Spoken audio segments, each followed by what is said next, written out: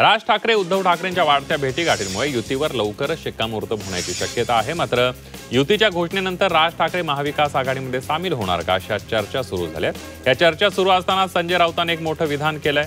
काँग्रेसला सोबत घेण्याची राज ठाकरेंची इच्छा असल्याचा दावा संजय राऊतांनी केलाय। मात्र राज ठाकरेंसोबत जाण्याबाबत कोणताही निर्णय झाला नाही, तशी चर्चाही नाही असल्याचं मत काँग्रेस प्रभारी रमेश चन्नीथाला यांनी व्यक्त केलंय।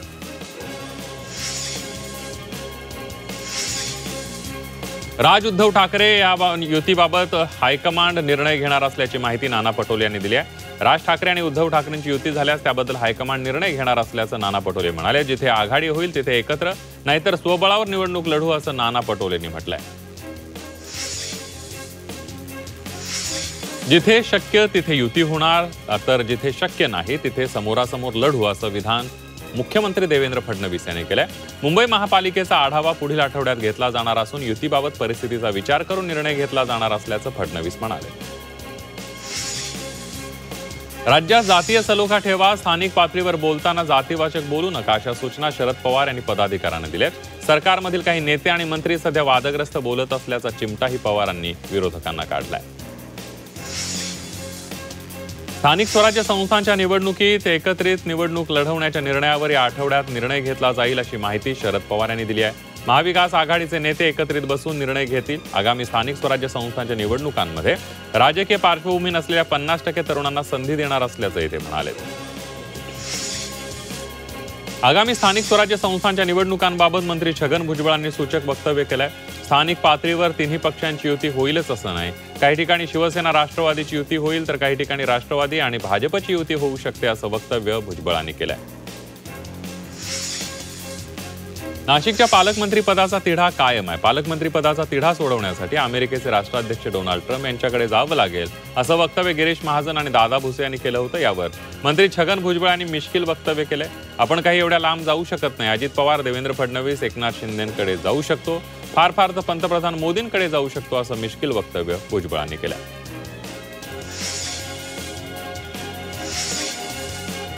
ठाणे राष्ट्रवादी शरद पवार पक्षाच्या जिल्हाध्यक्षपदी मनोज प्रधान यांची निवड करण्यात आली। आगामी स्थानिक स्वराज्य संस्थेच्या निवडणुकीपूर्वी ठाण्यातील पक्ष संघटनेमध्ये मोठा बदल करण्यात आला। अंजली दमानिया आणि रुपाली चाकणकरांमध्ये राजकीय वाद रंगलेला आहे। अजित पवारांच्या कृषी शिक्षणाचं रुपाली चाकणकरांनी कौतुक केलंय, तर दादांनी अर्थमंत्रीऐवजी कृषी मंत्री व्हावं असं म्हणत सामाजिक कार्यकर्त्या अंजली दमानिया यांनी चाकणकरांना टोला लगावलाय। मुंबई उपनगरचे पालकमंत्री आशिष शेलार यांनी अंधेरी पूर्व येथील जनता दरबार घेऊन नागरिकांच्या समस्या जाणून घेतल्या। यावेळेला सुमारे 300 नागरिकांनी समस्या मांडल्या। यावेळेला गृहनिर्माण संस्था, SRA संस्था, पालिका, शासन, पोलिसांशी संबंधित विषय मांडण्यात आले। खासदार संजय राऊत मुलुंडच्या फोर्टिज रुग्णालयामध्ये दाखल झाले होते। राऊतांना स्ट्रेस जाणवत असल्यामुळे ते रुग्णालयात दाखल झाले होते। उपचारानंतर ते पुन्हा घरी परतले। आपली प्रकृती स्थिर असून उद्याच्या शिष्टमंडळामध्ये सहभागी होणार असल्याची प्रतिक्रिया संजय राऊतांनी दिली आहे। मुंबईतील प्रभादेवीमधील रवींद्र नाट्य मंदिरामध्ये अभंग तुकाराम या चित्रपटाचा संगीत लोकार्पण सोहळा संपन्न झाला। सांस्कृतिक कार्यमंत्री आशिष शेलार यांच्या हस्ते संगीत सोहळा या ठिकाणी लोकार्पण करण्यात आलं। संत तुकारामांचे निवडक अभंग, पारंपरिक नृत्य आणि टाळ मृदुंगाच्या गजरामध्ये हा चैतन्य सोहळा पार पडला। संत ज्ञानेश्वर महाराजांच्या मंदिराचे पेढीजात पुजारी आणि या सिनेमाचे संगीत दिग्दर्शक हभप अवधूत गांधी यांच्या बहारदार आवाजानं रंगमंचावर भक्ती शक्तीचा संगम पाहायला मिळाला। मुंबई मेट्रो 3चं तिकीट आता व्हॉट्सअपवर मिळणार आहे। मुंबई मेट्रो रेल कॉर्पोरेशननं प्रवाशांसाठी ही सुविधा उपलब्ध करून दिली आहे। ही सुविधा पे लोकल फिनटेक प्रायव्हेट लिमिटेड यांच्या सहकार्यानं सुरू करण्यात आली आहे। त्यामुळे प्रवाशांना आता व्हॉट्सअप अकाउंटवरूनच थेट तिकीट खरेदी करता येणार आहे। MMRC तर्फे आता मेट्रो प्रवाशांसाठी व्हॉट्सअपवरून तिकीट घेण्याची सोय उपलब्ध करून देण्यात आली आहे। ही सुविधा P local fintech private limited यांच्या सहकार्याने सुरू करण्यात आलेले आहे। या सेवेचा लाभ घेण्यासाठी प्रवाशांना स्वतंत्र ॲप डाउनलोड करण्याची गरज नाही। त्यांच्या व्हॉट्सअप अकाउंटवरूनच थेट तिकीट खरेदी करता येऊ शकेल। राज्य सरकारकडून 48 हप्त्यांमध्ये कर्मचाऱ्यांना दर महिन्याला 65 कोटी रुपयांची रक्कम देण्याची मंजुरी देण्यात आलेली आहे। उपमुख्यमंत्री एकनाथ शिंदे आणि ST कर्मचारी संघटनांच्या बैठकीमध्ये निर्णय घेण्यात आला आहे। यंदा दिवाळी निमित्तानं 6000 रुपये कर्मचाऱ्यांना सानुग्रह अनुदान दिलं जाणार आहे। NMMT कडून तिकीट दरामध्ये 50% सवलत दिल्यानं वर्षभरामध्ये महिला प्रवासी संख्येत दुप्पट वाढ झाली आहे. 1,82,000 नागरिक दैनंदिन प्रवास करतायत. नवी मुंबई महापालिका परिवहन उपक्रमाला प्रवाशांची पसंती मिळताना दिसते. नवी मुंबई आंतरराष्ट्रीय विमानतळाला दिबा पाटलांचं नाव द्यावं यासाठी भूमिपुत्र 3 डिसेंबरला रस्त्यावर उतरणार आहेत. विमानतळाच्या नावासंदर्भात खासदार सुरेश म्हात्रे यांनी भूमिपुत्रांची बैठक घेतली.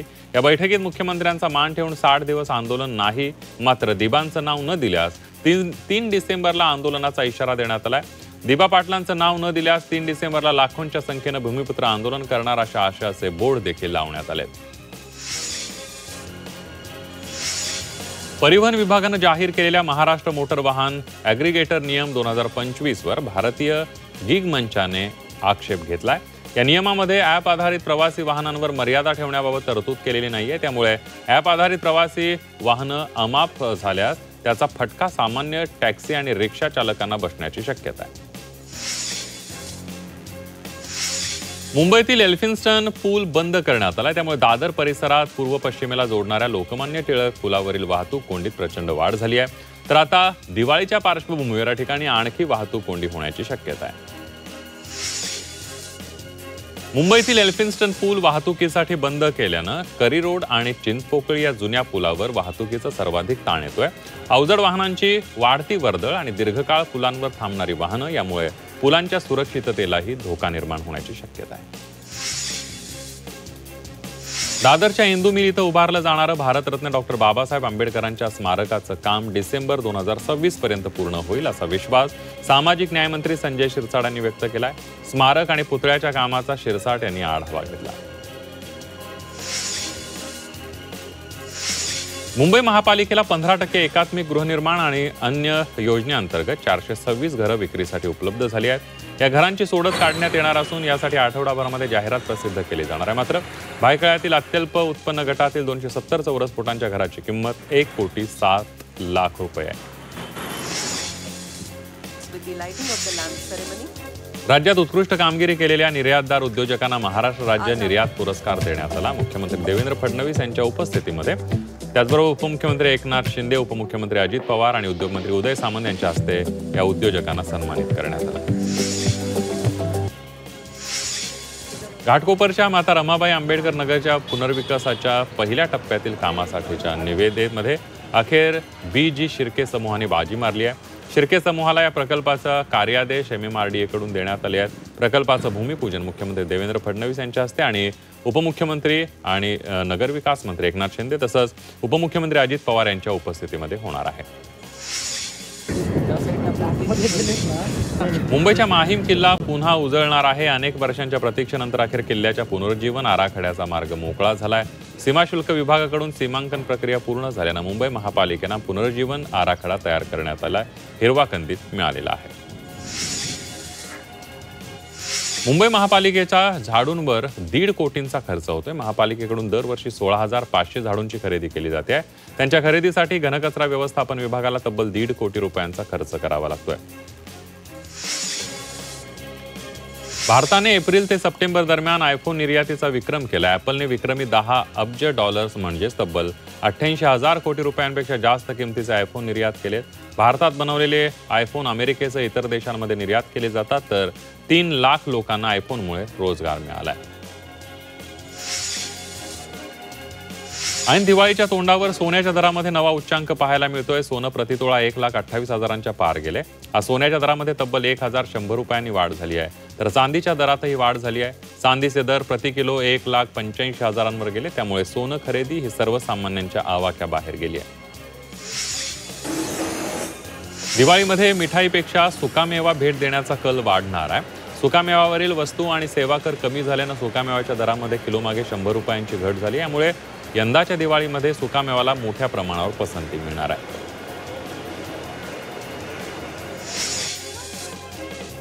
ठाण्यात शिवसेना उद्धव बाळासाहेब ठाकरे आणि मनसेचं शक्ती प्रदर्शन पाहायला मिळालं. ठाण्यातील वाहतूक कोंडी आणि भ्रष्टाचाराविरोधात ठाकरेंची शिवसेना आणि मनसेने एकत्रित मोर्चा काढला. या मोर्चात महायुतीचे नेतेही सहभागी झाल्याचं पाहायला मिळालं. यावेळेला मनसैनिक आणि ठाकरेंच्या शिवसैनिकांनी सरकार विरोधात घोषणा दिल्या. नवी मुंबईच्या तळोजामध्ये औद्योगिक विकास महामंडळाविरोधात नागरिकांनी थेट पाण्याच्या टाकीवर चढत शोले स्टाईल आंदोलन केलंय.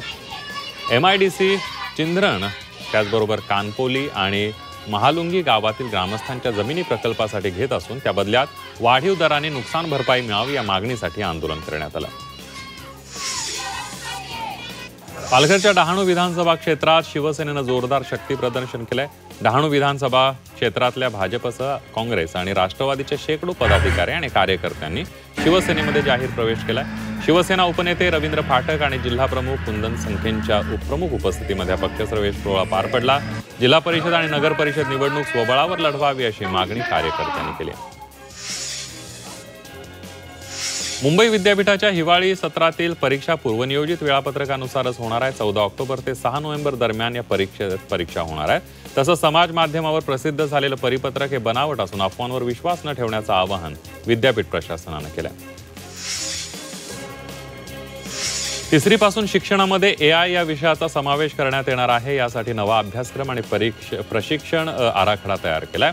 नव्या पिढीला भविष्यातील तांत्रिक वास्तव्यासाठी सज्ज करण्याच्या उद्देशानं शालेय अभ्यासक्रमामध्ये AI विषयाचा समावेश करण्याचा निर्णय घेण्यात आलाय.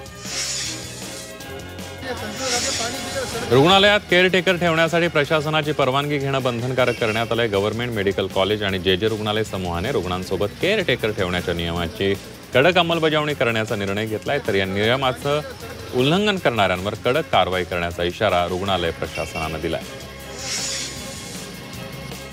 मान्सूनने राज्यातून निरोप घेतलाय, पण हवामान खात्यानं आता वादळी पावसाचा इशारा दिलाय. पुढचे 4 दिवस राज्यात पावसाची शक्यता वर्तवण्यात आली आहे. 15 ऑक्टोबर पासून 18 ऑक्टोबर पर्यंत विदर्भ, मराठवाडा, मध्य महाराष्ट्रामध्ये वादळी वाऱ्याचा पाऊस होण्याचा इशारा देण्यात आलाय. पूरग्रस्त भागातील खचलेल्या विहिरींसाठी शेतकऱ्यांना 30,000 रुपये मिळणार आहेत. 7 दिवसात अधिकाऱ्यांना विहिरींच्या स्थळांची पाहणी करण्याचे आदेश देण्यात आले. आगाऊ स्वरूपामध्ये 15,000 रुपये देण्याचा निर्णय सरकारनं घेतलाय. तर उर्वरित रक्कम काम पूर्ण झाल्यानंतर दिली जाणार आहे. राज्य सरकारनं शेतकऱ्यांना तुटपुंजी मदत केली अशी टीका शरद पवारांनी केली. अतिवृष्टीमध्ये पिकांचं मोठं नुकसान झालं, त्यामुळे केंद्रीय पथकानं नुकसानग्रस्त भागाची पाहणी करायला हवी होती. आमच्या वेळी शेतकऱ्यांना भरघोस मदत केल्याचंही शरद पवार म्हणाले. मुंबईतील घाटकोपर इथल्या श्रेयस सिग्नल परिसरामध्ये असलेल्या गोल्ड क्रश या कमर्शियल इमारतीला मोठी आग लागली होती. अग्निशमन दलाच्या गाड्या घटनास्थळी दाखल होत असताना आगीवर नियंत्रण मिळवण्यात आलं. अग्निशमन दलाच्या जवानांनी नागरिकांना सुरक्षित बाहेर काढलं.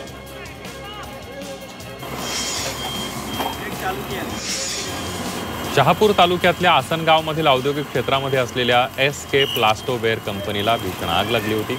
या आगीत लाखोंचं नुकसान झालं. या कंपनीमध्ये प्लास्टिकच्या शालेय बॉक्स, बाटल्या आणि स्टेशनरी साहित्याचं उत्पादन करण्यात येत होतं. आगीचं कारण मात्र अस्पष्ट आहे. राज्यात मत्स्य विभागानं लहान आकारांच्या मासे पकडणं आणि त्याची विक्री करणं यावर बंदी घातली आहे. त्यासाठी माशांची वर्गवारी करून त्यांचा किमान आकार निश्चित करण्यात आलाय. तसंच विक्रीसाठी लहान मासे आढळल्यास घाऊक आणि विक्रेत्यांना दंड आकारला जाणार आहे. वसई विरार पालिका क्षेत्रातील बांधकाम घोटाळ्याप्रकरणी ईडीनं मोठी कारवाई केली आहे. पालिकेचे तत्कालीन आयुक्त अनिल कुमार पवार यांच्यासह 18 भूमाफिया आणि अधिकाऱ्यांविरुद्ध न्यायालयात 341 पानांचं आरोपपत्र दाखल करण्यात आलंय. आरोपपत्रानुसार आयुक्त पदावर त्यांनी प्रत्येक कामासाठी मोठी लाच घेतली आणि भ्रष्टाचारासाठी एक यंत्रणा उभी केली होती.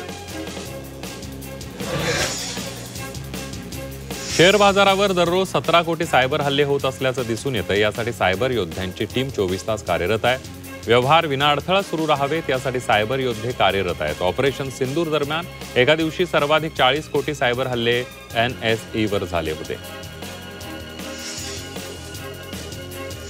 ऑनलाईन नोकरीचा आमिष दाखवत सायबर टोळीने 29 वर्षीय तरुणीची 2.25 लाख रुपयांची फसवणूक केली. या प्रकरणी चुनाभट्टी पोलिसांमध्ये तक्रार दाखल करण्यात आली आहे.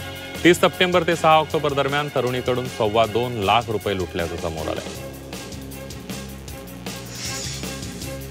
मंत्रालयात शिपायाची नोकरी लावण्याचा आमिष दाखवून 2 लाखांची फसवणूक करण्यात आली. या प्रकरणी मरीन ड्राईव्ह पोलिसांनी आरोपीला अटक केली आहे. हिम्मतराव निंबाळकर असं नाव असून तो फेब्रुवारीपासून फरार होता. अखेर पोलिसांनी त्याला अटक केली आहे. नवी मुंबईतील सिऊड सेक्टर 44 मध्ये भर दिवसात तरुणांची सोन्याची चेन चोरट्यानं लंपास केली आहे. एक मोटरसायकल स्वार येऊन रस्त्यात चालत असलेल्या तरुणाच्या गळ्यातील चेन हिसकावून घेतली. या घटनेमुळे परिसरात भीतीचं वातावरण निर्माण झालं असून संपूर्ण घटना सीसीटीव्हीत कैद झाली आहे.